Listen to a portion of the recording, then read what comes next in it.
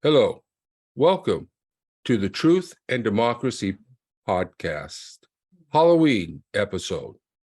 My name is Rich Procida, and I'm here today on this Halloween episode to ask the question, will Vladimir Putin use nuclear weapons in Ukraine?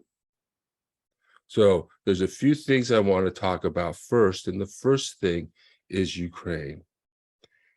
This is a global struggle for freedom and democracy. This is the central human struggle that has gone on for centuries, the spiritual struggle for 2,000 or 3,000 years to govern ourselves, to have the right to rule ourselves. It's a human right to be able to select your leaders. It's part of the Declaration of Human Rights. And it's important to recognize that America, though its grand experiment is in democracy, and it is a constitutional democracy, it is a democracy. All you need for a democracy is one person, one vote. Now, is it a perfect democracy? Absolutely not. But in fact, after the insurrection and the attempt to overthrow our government, we have been rated as a flawed democracy. We have slipped to 26th. It's something to keep in mind, because I recently heard that attacks on democracies, we have to respond quickly. In 9 years, they said, in 9 years, we're either going to be a dictatorship in America or we're going to be hold on to our democracy. And that may be another question I ask. So it's very important that we support Ukraine, that we provide them with everything we need. And if Vladimir Putin chooses to use nuclear weapons, as Biden said, it would be a terrible mistake. There has to be a red line. And that red line for NATO and for the Western world is the use of nuclear weapons in Europe. Now, doesn't mean they're going to use nuclear weapons, but they're going to use conventional forces, and we must support them in that to just wipe out the Russian army. I mean, we cannot tolerate this. Their response has to be strong, and the only reason we have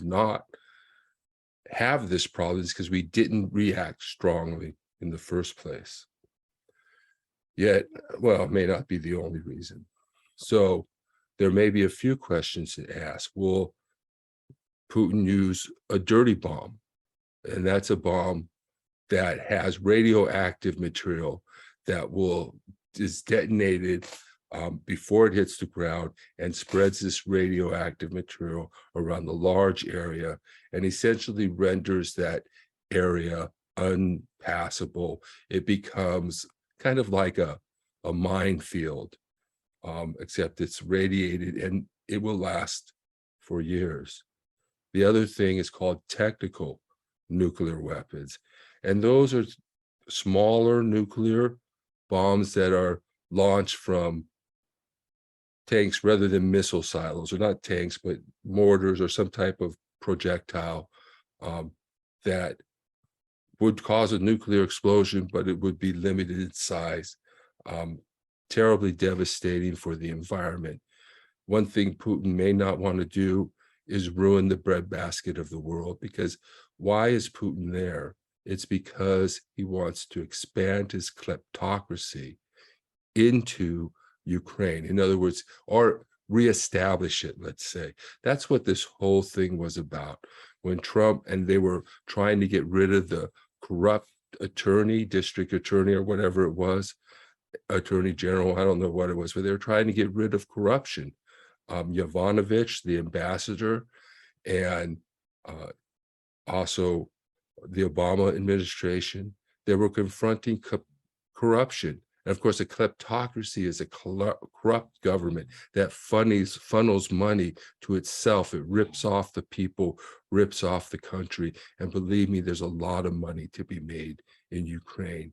Also, this is a global assault on democracy. These are authoritarian leaders do not want pro-democracy movements in their country. They don't want mass protests. They don't want to be forced from power. They don't really want to use force on their own people, like what's happening in Iran right now. They don't want the devastation. I mean, because it's not a good thing to have to kill your own people and destroy your own country just to hold on to power. They'll do it, but they don't want to do it, because what they really want to do is make money. But in Ukraine, he thought he was going to walk in there. He was obviously wrong. And he needs to continue to be wrong, because the only thing that's going to stop Putin, as I've said in my articles, is a resounding defeat. So if we don't, this is how we stop World War III. This is how we stop it before it gets started. We don't follow the same path of appeasement that led us to World War II. We stand up against violations of human rights, against assaults on human freedom, against assaults on democracy and freedom. We don't sit back and say, okay, you can take those people, you can torture them, you can abuse them, just don't attack anymore. No, that doesn't work, people. That doesn't work. We need to defend democracy. If we think, when will it come to the time when democracies around the world will step up and defend other democracies, rather than sitting back and saying, oh, that one's fallen, oh, that one's fallen, that one's fallen, until it comes to us and then there's nobody to help us. Democracy is the central issue. It's between us. The central conflict in the world is not between capitalism and socialism. That's just an economic system. Take a look at the map. Give me a break. It's authoritarian versus democracy. The Iron Curtain runs right through Africa now. Do we want to be a China? Do we want to be a Russia? Do we want to be a North Korea? Are those the models that we want? I mean, I think it's important to recognize, I'm sorry to say, that there are Putin's agents on both sides of the political perspective, probably on all sides of the political perspective. He's paying people. He's paying people, giving people money, funding their organizations and their goals. And that's why we have some political candidates who are going against America's interest, supporting dictators. And it's not just one, it's more than one. And we have organizers on both the left and the right who are Putin's agents. Now, that's not saying that they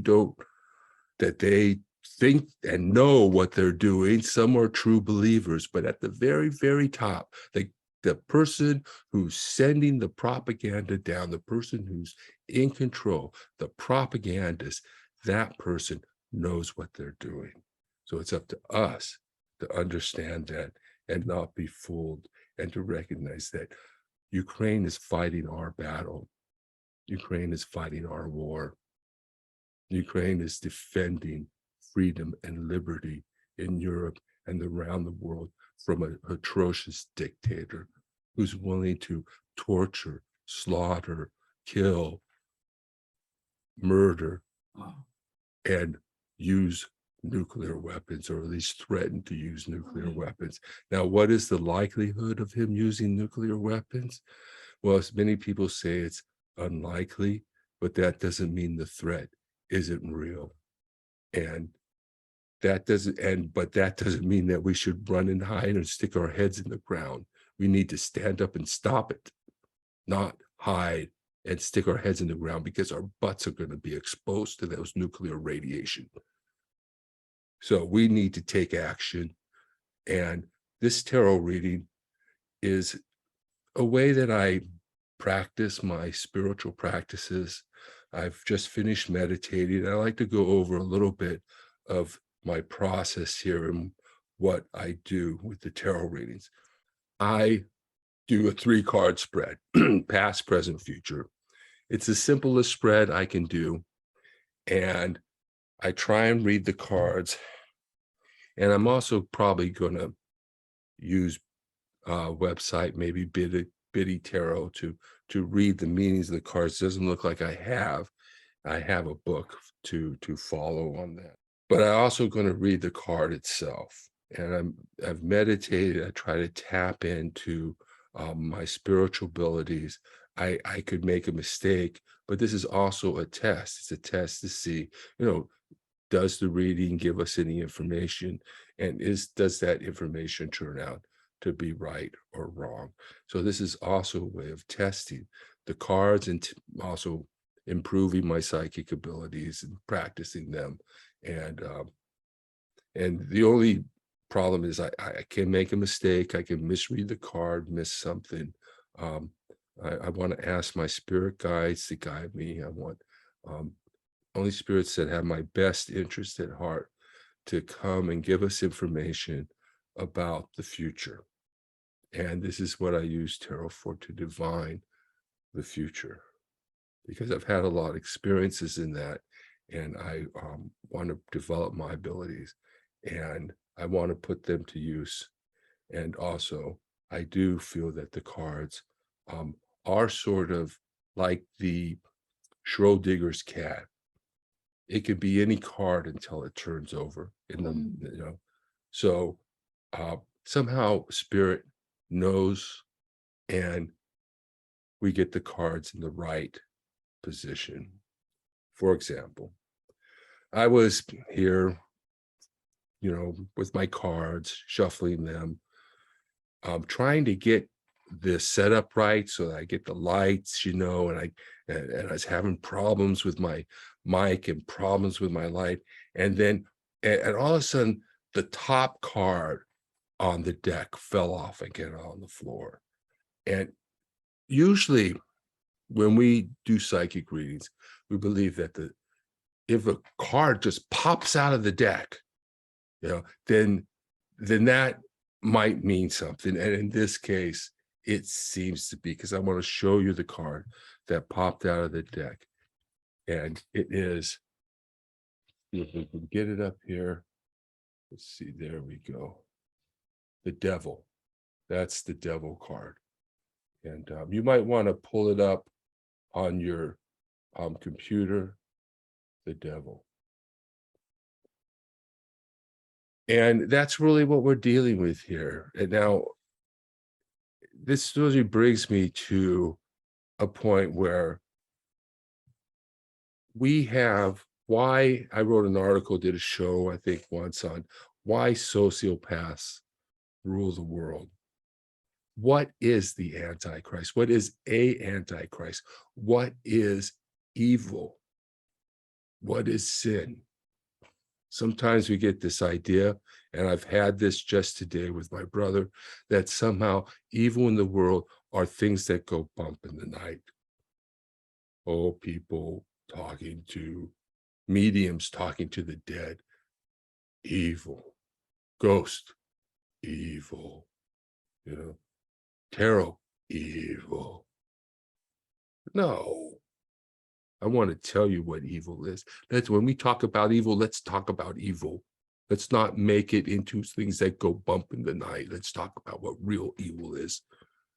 And one problem with that is that you use scripture and your beliefs against people. There are a lot of old prejudices. You have to be very careful when you discern scripture. Don't use it against people. Don't call people witches. It's like the witch trials. Oh, there's a necromancer, my brother calls me. Don't speak to the dead. You're messing with wrong spirits. Jesus messed with spirits. He cast out demons. Don't tell me the church cast out demons. Don't tell me that we're not supposed to deal with the spiritual world and the spiritual reality. And it's not all evil. That's a fear, falsehood. It's not all evil. Jesus, and in the Bible, there were a lot of spiritual events, prophecy, that were positive, and some were negative. But make no mistake, when Jesus raised people from the dead, he would often use magical incantations to do it. I think it's called Talitha Cum. which means get up. And these are different words that he uses to heal people, to cast out demons. So don't think that somehow you can't work with in the spirit realm. In fact, I think it's really a way to keep people from having experiences of spirit. They want to indoctrinate you, not bring you to spiritual truth. But here with the devil card, what is an antichrist? What is? It's one of those leaders, the powers and authorities, the rulers of this world, the ones that Jesus said he came to bring down, to lift up the lowly, bring down the powerful, feed the hungry, send the rich away empty. It's those people who attack countries and have their soldiers torture and murder, who threaten to use nuclear weapons. People, this is what evil is. This is what evil is. It's not things that go bump in the night. It's not things to make you afraid of because of the unknown. It's not the spirit realm. I actually think the spirit realm is relatively weak because they don't have a material existence and can't interact in our material world. And they need us. So to either help them or, really what it is your intentions and what type of spirit you're willing to work with that determines. If you're willing to do evil, you can, just working with spirits, being a Christian doesn't make you a good person. But if you're a good person, you can interact with spirit world, with animal spirits, with all sorts of supernatural entities and have all sorts of supernatural experiences, and it can be positive and not negative. So don't let that negativity and bigotry. It's the witch trials. It's not and like I was telling my brother, not everything in the Bible we follow anymore. We don't force women to cover their heads in church. We don't force them not to speak in church, and for good reason. That's the New Testament. And all the death penalty crimes for things that, touching Mount Sinai, crimes of wearing mixed fabric clothing, obviously, a woman yelling rape, not screaming loud enough when she's being raped, is the death penalty, death penalty for adultery. Please, we don't follow the Bible every time. And for good reason, we discern it spiritually using what God's word is really intended for, not to use to attack people, not to use to put people down, not to use to ridicule or judge people of other faiths and other belief systems. It's to love your neighbor. That's the central, most important commandment. And if you're not doing it, if you're just using the Bible to judge people, to scare people, to talk about things that are evil that aren't evil, you're just using it against people. It's a power trip. But the devil, that's Putin. That's Putin. Even looks like him. Even looks like him a little bit. Right? He's got the bare chest, Remember, he likes to go around with the bare chest. He's got the servants underneath bound to him. You see that? Bound by a chain. And what does that mean? That's servitude to the ruler, servitude to the powers, servitude to mammon, to money, servitude. So that, that's a sort of a addiction also. But yes, this is Vladimir Putin, no doubt about it. And that's not trying to demonize him.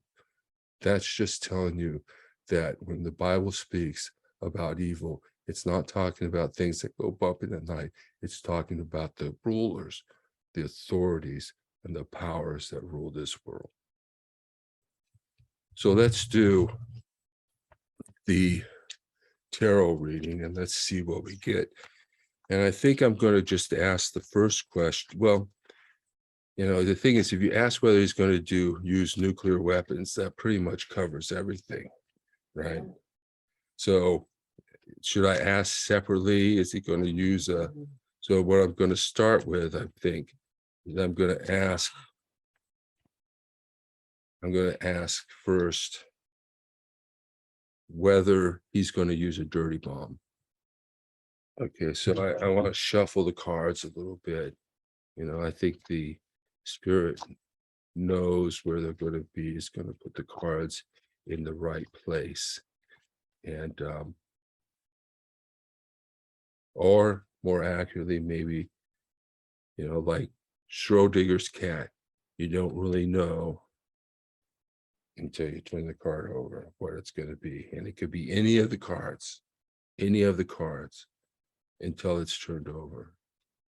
So the Schrodinger's cat is the thought experiment on quantum physics, where if you put a cat in the box and you set a radioactive isotope or something that's set to either go off and flood the box with radiation and kill the cat or not, and you got a 50% chance one way or the other that in some ways the cat is both dead and alive at the same time. And we won't know until we open the box.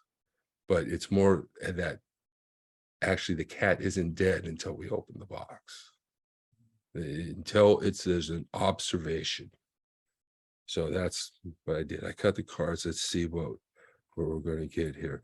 First card is the past. Okay. Second card is the present. Okay. And the third card is the future. Okay.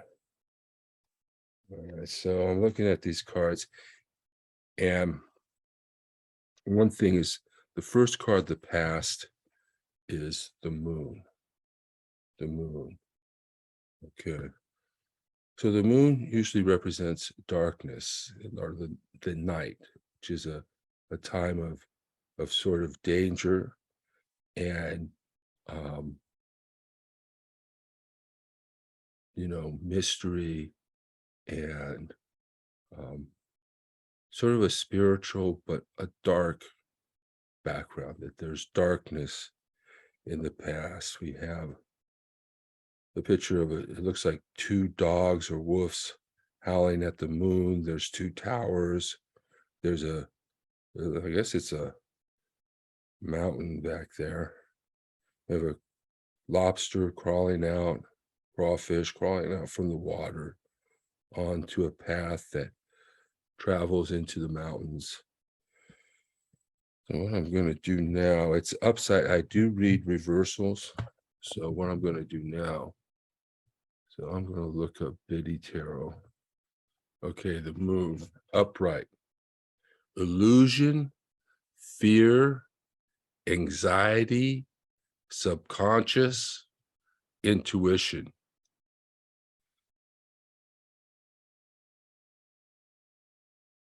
So this is based on fear.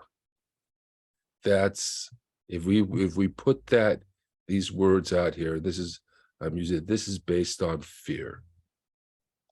He's doing this because he's afraid. And he's afraid because one thing the Bible tells us is that the rulers fear the crowds. The rulers fear the people. The rulers fear pro-democracy movements.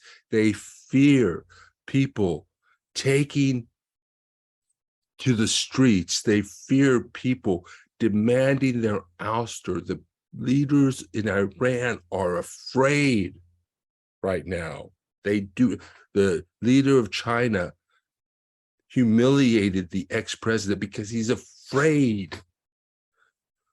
Kim Jong-un threatens nuclear weapons because he's afraid. They're afraid of losing power, because when they do lose power, it's often the end for them. They're afraid of the people, and that's what this is about. This is about suppressing the will of the people, stopping the people, stopping democracy, stopping freedom, stopping the growth of human rights, the demand of respect for the individual. They're afraid of us. Now, the second card, and these two other cards are not major arcana cards, which tells me that, if he did use a dirty bomb, I would think that they would be major arcana cards, but let's see what they say. So this is a reversed card, and this is the Two of Cups reversed.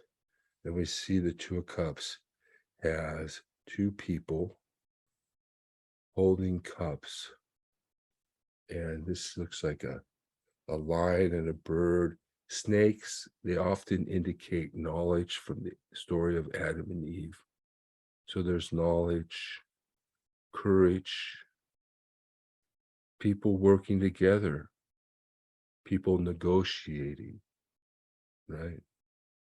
We had a lot of talk in the left and on some groups telling us that we should negotiate with Putin.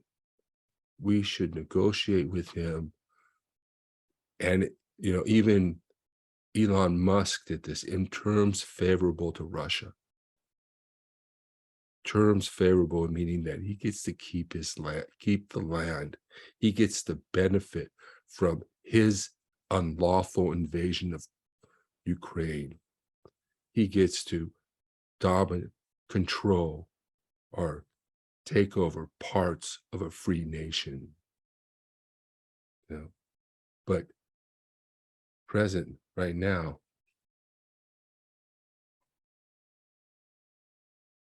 no negotiations, no, not working.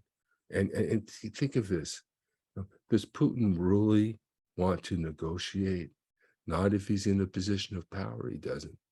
Right now he's weak, and that's why he wants to negotiate, because he can get more. If he can get them to give up the land, then he's going to ever be able to take militarily, because his army is going down. Not working together. Why didn't he negotiate? If you want to talk about negotiation, why did he attack in the first place? Right? Shouldn't he have negotiated? You want to support Putin?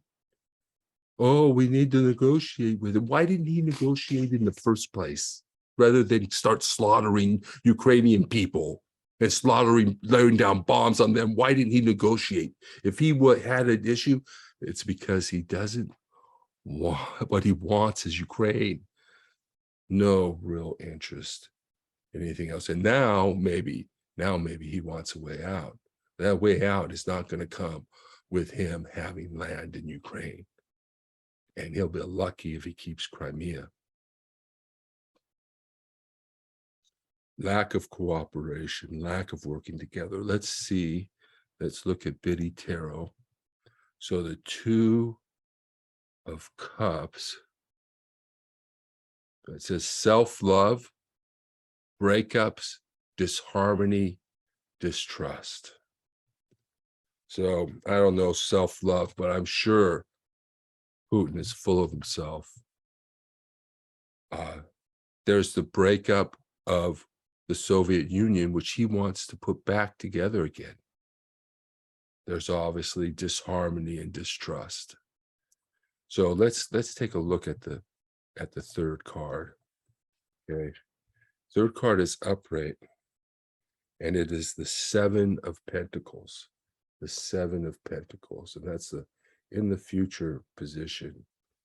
So it looks like this guy's guarding over his money. And as I told you, this is all about money. Yeah, absolutely. This is not about Putin's interest or Russia's interest. There's nothing in Russia's interest. Ukraine is no threat to Russia. They pose no threat. There's no reason to invade Ukraine. There was no threat there, except perhaps the threat of democracy. NATO's not a threat. They didn't even react. And to put NATO there as if NATO is the big threat. NATO is there to defend against aggressive Russia. It's not there to be aggressive. It's there to defend against a country or a dictator that threatens all of Europe now with nuclear weapons. So why won't he use it? Well, like I said, you start putting nuclear bombs down on Ukraine, dirty bombs, whatever, you're going to ruin the land. I mean, you need the land. You don't want to destroy the land. It's just like the dictators who have to destroy their own country in order to hold on to power. They don't want to do it. But here Putin wants to do it because, he would rather just roll in there and take it over, of course. But he wants this. It's about money. But in the end, he may decide not to do it because of the money. That, first of all, even if he took the country, he'd have to clean up that area. Secondly, being the breadbasket of the world, you can't irradiate farmland. So, all right, let's ask, and we may get a similar response. And that may be the response right there. Let's ask, uh-oh. Let's see what we got here.